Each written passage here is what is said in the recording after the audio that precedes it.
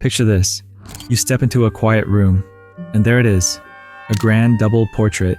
Two men stand still, dressed in silks and furs, surrounded by objects that shimmer with intelligence. Globes, books, an oriental carpet, a broken lute. At first glance, it seems like a painting about knowledge, about wealth, about power. But then your eyes drift downward, and you notice it, that strange smudged shape on the floor. It doesn't make sense until you tilt your head, until you step to the side, and suddenly, death stares back at you. A skull, stretched and distorted, hidden in plain sight. What kind of painting does that? What kind of artist hides death in the middle of a celebration? This isn't just a portrait. It's a riddle, a mirror, a battlefield between science and spirit. And today, I want to take you inside it. Not just to look at the ambassadors, but to listen to it, to trace the secrets Holbein buried in wood and oil.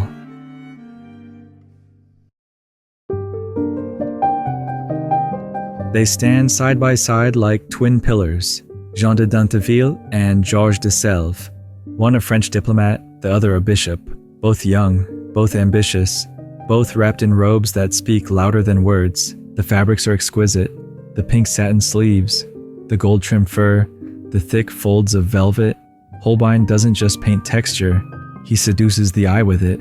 Every thread, every tassel, every glimmer of light on the polished floor whispers of mastery, stability, order.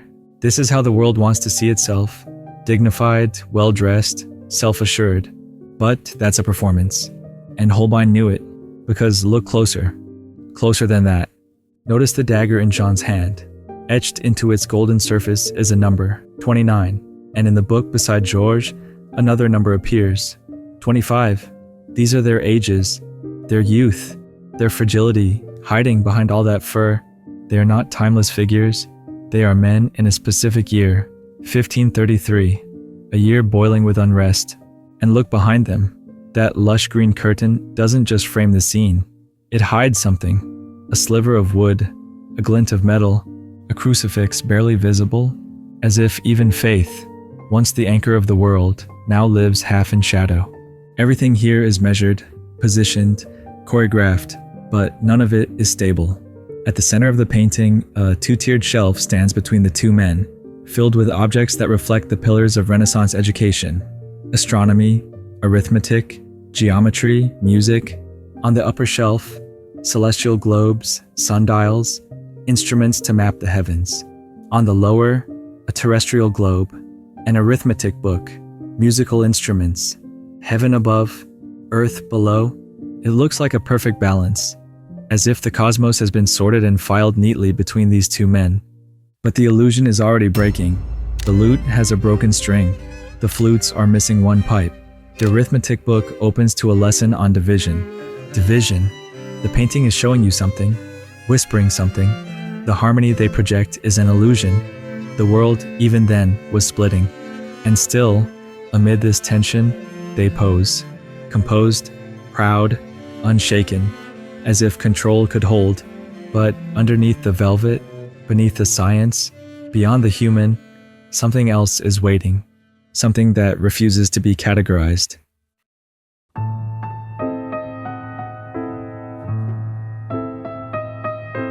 You could spend hours just looking at the shelf.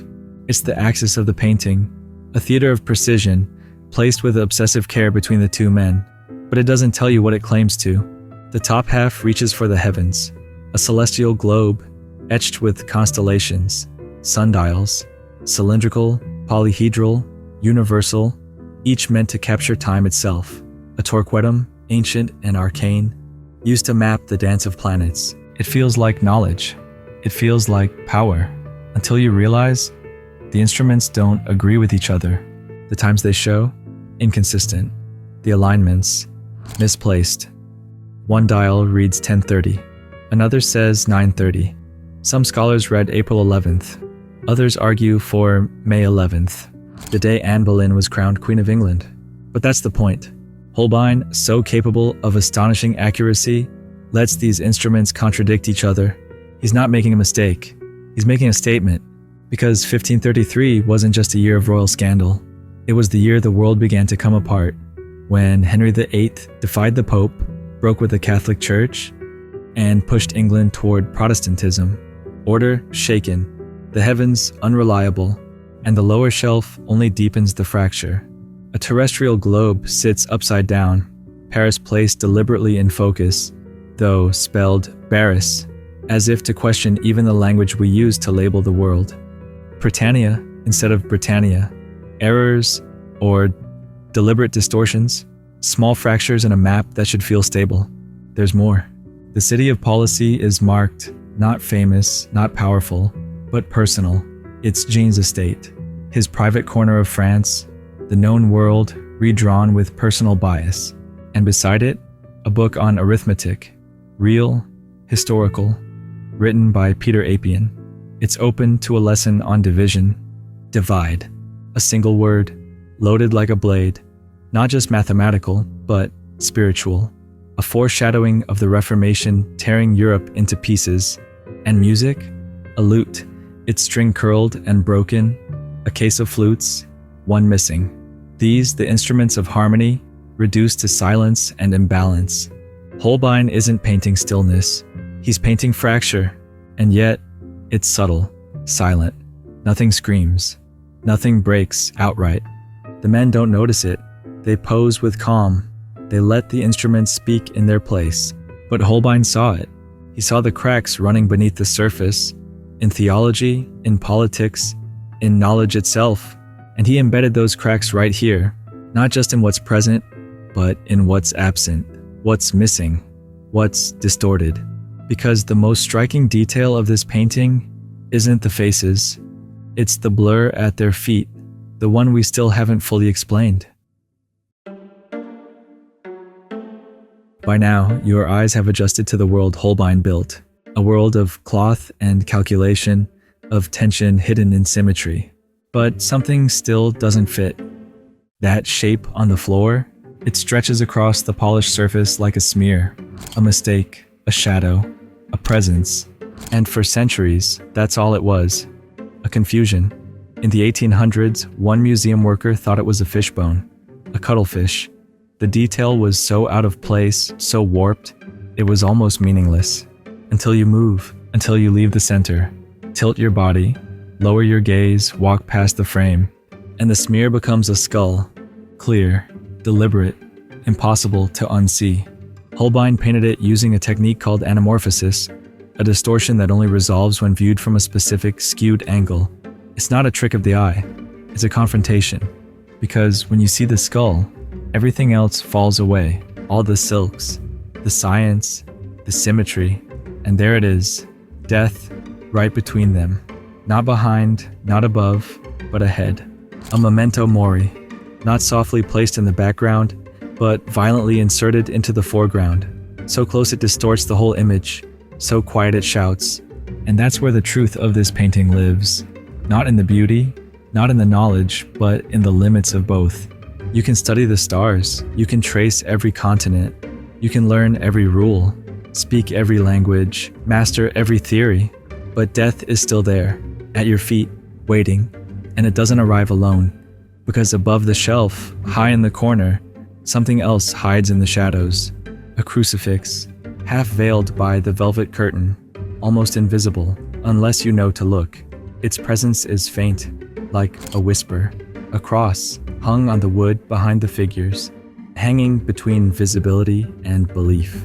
What do we make of this? Holbein shows us two men caught in the storm of their time, a church breaking apart, kingdoms redrawing lines, truths collapsing under the weight of disagreement. They try to hold it together with their instruments, their intellect, their pose, but Holbein sees through it. He sees the fracture, the silence, the entropy, and in that space between science and faith, between control and chaos, he plants two anchors, death and the divine, the skull stretching toward the viewer, and the cross retreating into the shadows.